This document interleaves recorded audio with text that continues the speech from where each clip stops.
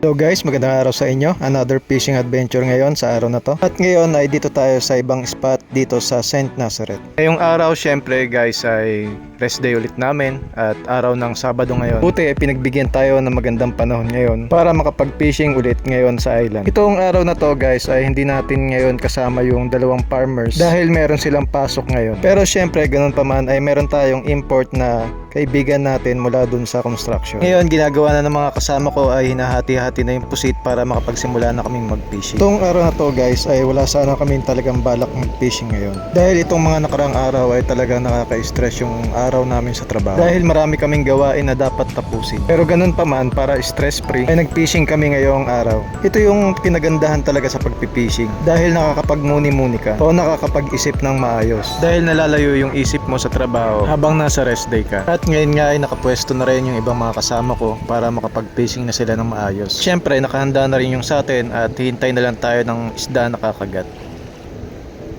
Ay puta. Oh, nakahuli na ako.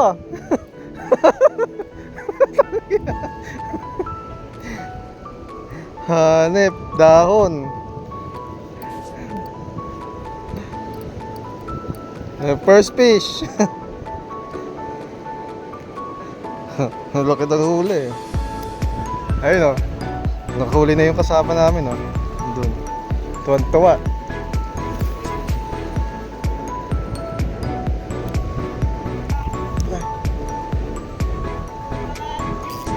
Huli guys. Huli. Ito yung masasabi ko guys na masakit pa talaga sa breakup, yung makawala yung isda mo sa hook. Dahil syempre ang tagal mong naghintay para makahuli ka ng isda at ngayon ay makakawala lang. Pero syempre angler tayo, kaya sanay tayo sa mga ganyan. Kaya try and try lang. May mga kagat doon, balik natin. Ay, lapo-lapo. At ngayon nga ay nakauna na yung isang kasama namin, nakahuli na siya ng isda na lapu-lapu. Ayan. Siniksik. Siniksik sa ano? Sa bato. Putik. Ito talaga yung mahirap guys kapag yung lapu-lapu ang kumagat sa pain mo. Dahil pagkakagat sa pain mo, ay dediretso na siya dun sa butas ng batuhan. At mahirapan ka nang mapalabas yung isda sa butas. At isa pa sa nakakapangamba ay baka malpigtas pa yung line mo. Kung makikita nyo guys, hindi ito sabit. Dahil kung narinig nyo kanina yung reel ko, talagang hinila niya yung line ko. At ngayon nga ay nagpatulong tayo sa isang kasama namin at dahil hindi ako makayuko ng maayos, dahil baka mabasa yung cellphone ko. Dito ay sinusubukan niya ipasok yung kamay niya dun sa butas kung kakasya para makuha niya yung isda. Pero mahirap talaga kaya ito ang sumunod na nangyari. Ay! Putik na putol. Ang lalim ng ano niya. Ayos lang. Pumasok ka sa loob eh. Siyempre ganun talaga guys, kaya ngayon ay babawi na lang tayo at sana makahuli tayo ng isda.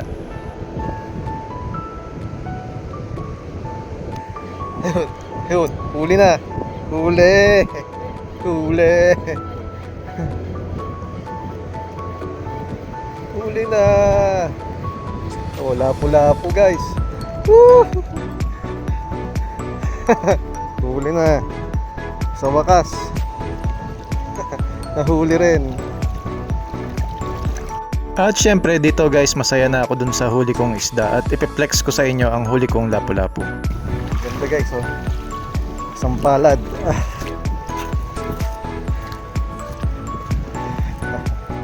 Nakahuli rin. Lapu-lapu.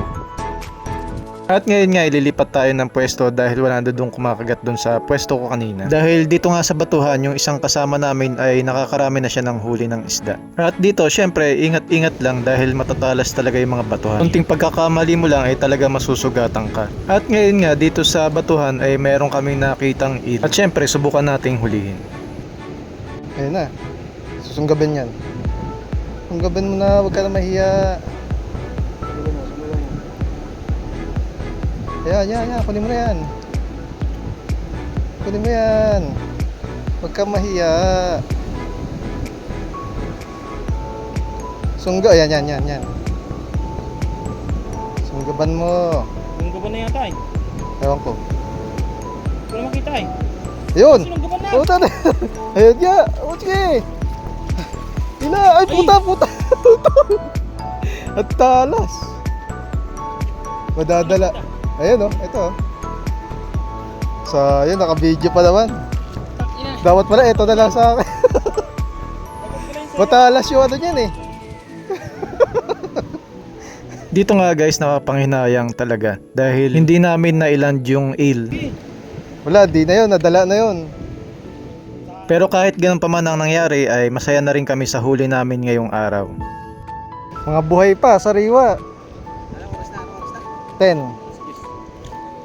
At syempre ngayong araw guys ay successful pa rin naman dahil meron kaming may ulam na isda at makakakain kami ng fresh from the sea dahil maiwasan namin ang kumain ng frozen food dito sa island. At ngayon nga ay uuwi na kami at kung nagustuhan nyo ang ganitong video ay paki-like naman at paki-subscribe naman tayo. At ngayon hanggang dito na lang ang video na to. Maraming salamat sa panonood and God bless. Dami oh. Lapu. Lapu-lapu ang karamihan. Good size. May pakulto, trigger fish.